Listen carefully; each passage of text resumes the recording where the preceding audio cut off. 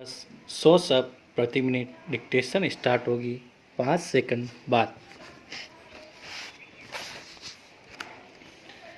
Yes start. 8वीं पंचवर्षीय योजना मौजूदा स्थिति में राष्ट्र के सम्मुख उत्पन्न चुनौतियों से निपटेगी।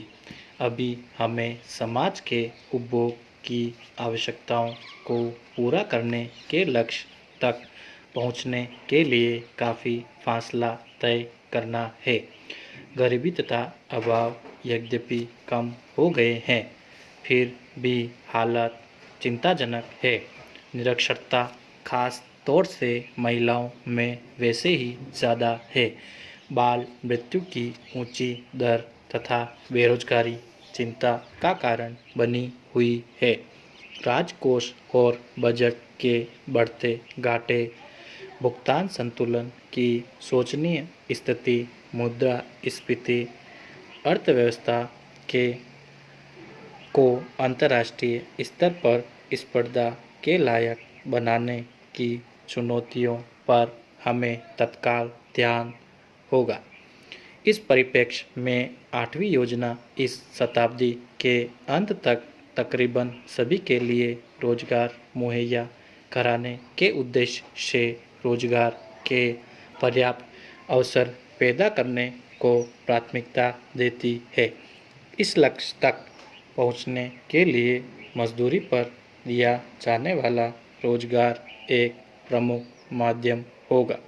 हमारी प्राथमिकताओं के अन्य क्षेत्र बढ़ती जनसंख्या पर नियंत्रण, बुनियादी शिक्षा का देशव्यापी प्रसार, निरक्षरता उन्मूलन, पूरी आबादी के लिए सुरक्षित पेयजल तथा प्राथमिक स्वास्थ्य सेवाएं उपलब्ध कराना, खाद्यान्नों में आत्मनिर्भरता प्राप्त करना तथा निर्यात के लिए प्रचुर मात्रा में उनका उत्पादन तथा विकास प्रक्रिया को स्थायित्व प्रदान करने के लिए आमूलचूल ढांचे को मजबूत बनाना है। पैरा उपाध्यक्ष महोदय, मैंने अभी गांवों में मजदूरी पर मिलने वाले रोजगार का जिक्र किया है। स्वाभाविक ही है कि जहां तक गांवों का प्रश्न है, यह हमारी प्राथमिकता होगी, परंतु यहाँ मैं यह स्पष्ट कर देना चाहूँगा कि यह एक अस्थायी उपाय होगा। प्राथमिक शिक्षा के देशव्यापी प्रसार तथा ग्रामीण इलाकों में हाई स्कूलों की बढ़ती संख्या की पृष्ठभूमि में मजदूरी पर दिए जाने वाले रोजगार पर एक हद से आगे निर्भर नहीं रहा जा सकता। एक वक्त आयोग जब हमारे युवा कहने लगेंगे कि हमें मजदूरी नहीं और किसी किस्म का काम चाहिए, मैं आज की मजदूरी के जरिए जीवन यापन करने वाली पीढ़ी का जिक्र नहीं कर रहा हूँ। यह पीढ़ी तो मजदूरी के जरिए जीवन यापन करती रहेगी और हमें उनके लिए रोजगार की व्यवस्था करते रहनी होगी। उसके लिए भी आपको तैयार रहना है। इसके मायने ये हुए कि सड़कों और तालाबों के जिस विकास मार्ग पर हम चल रहे हैं, इसके मायने ये हुए कि हमें बदलना होगा और उसके स्थान पर हो सकता है अगले 5 वर्षों में हमें विकास का एक आधुनिक मार्ग, जो कि शायद अभी बनना शुरू भी नहीं हुआ है और जिसे अभी हमें अध्ययन करके बनाना है, अपनाना होगा। मेरा ख्याल है हम इसके लिए अधिक देरी तक इंतज़ार नहीं कर सकते। तो यह एक ऐसी बात है जो मुझे महत्वपूर्ण लगती है, क्योंकि यदि हम इसके प्रति अभी से जागरूक नहीं हुए, यदि हमने इसकी ओर अभी से ध्यान नहीं दिया, तो प्राथमिक शिक्षा के देशव्यापी प्रसार, बुनियादी शिक्षा ग्रामीण इलाकों में अधिक से अधिक संख्या में माध्यमिक शिक्षण संस्थाओं इत्यादि खोलने के कार्यक्रम एक अवरोध जैसी स्थिति पैदा कर देंगे तथा हम उनकी आवश्यकताएं पूरी नहीं कर पाएंगे। मैं समझता हूं कि अभी-अभी जो मैंने कहा है, नवी योजना में उस पर ध्यान दिया जाएगा। पैरा, आपको पता है 2 साल पहले हमने महिलाओं के लिए महिला समृद्धि योजना शुरू की थी, जो बड़ी लोकप्रिय हुई है और लाखों महिलाओं ने अपने नाम से खाते खोले हैं। इस योजना के तहत मान लीजिए उनमें से कोई महिला वृद्धा है, 65 साल की है और उसे हम 75 रुपये महीने दे रहे हैं, वह सीधे सीधे उसके खाते में जाएगा जो खुला हुआ है, तो उसको कुछ कहना नहीं पड़ेगा। उसके खाते में सीधे सीधे बचत के रुपए जाएंगे। इसका मतलब हुआ कि साल भर में 900 रुपये उसको मिलेंगे और महिला समृद्धि योजना में उसको केवल 300 रुपये देने पड़ते हैं, जिसका ब्याज मिलता है। तो 600 रुपये उसकी कमाई वैसे ही हो जाती है, आमदनी वैसे ही हो जाती है। तो उस योजना का इस योजना से इस तरह से संबंध बनाने से महिलाओं का खास तौर से फ़ायदा होता है।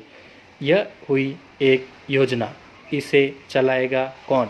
इसके लिए पंचायतों को और नगर पालिकाओं को जिम्मेदार बनाया गया है, लेकिन इसका संचालन और इसके लिए जो मार्गदर्शन करना है, वह जो जिला स्तर पर एक कमेटी होगी, जिसमें पब्लिक के नुमाइंदे होंगे, हमारे सांसद होंगे, कलेक्टर होंगे, कुछ और अधिकारी होंगे, जिम्मेदार लोग होंगे।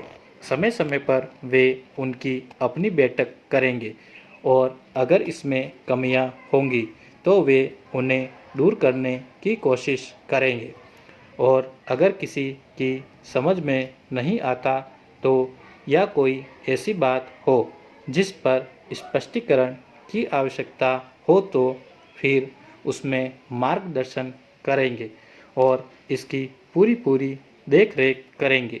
ये सीधे सीधे पैसा जाएगा केंद्र सरकार से और कार्यान्वयन होगा पंचायतों और नगर पालिकाओं द्वारा और देख रेख होगी जिला स्तर पर एक कमेटी के द्वारा, जो पब्लिक के नुमाइंदों पर और हमारे सांसदों पर और लोगों पर आधारित होगी।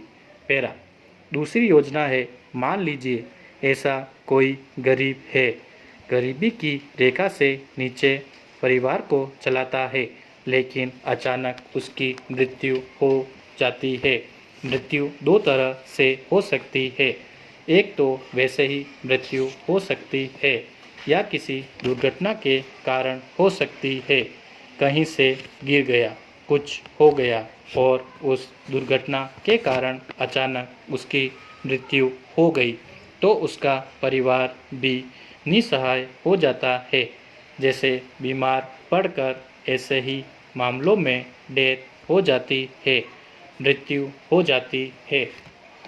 जिस परिवार के कमाने वाले की मृत्यु हो जाती है, ऐसे परिवार को 5,000 रुपये और दुर्घटना के कारण जिसकी अचानक मृत्यु हो जाती है, उस परिवार में कमाने वाले की, तो उस परिवार को 10,000 रुपया। इस प्रकार केंद्र सरकार से देने की व्यवस्था की जा रही है। पैरा, तीसरी योजना है इसी तरह के गरीब परिवारों की महिलाओं के लिए जो कभी बीमारी का शिकार हो सकती है, कभी उनको मजदूरी नहीं मिलती, उन दिनों या महीने 2 महीने तक उनको नहीं मिल सकती और प्रसूति के सिलसिले में उनको आवश्यकता होती है पैसे की, तो एक महिला को 2 बच्चों तक 300 रुपये का प्रबंध है, जिससे उसकी देखभाल का इंतजाम हो सके और कुछ उसकी मदद हो सके, जो हर प्रसूति के समय ज़रूरी होती है। धन्यवाद।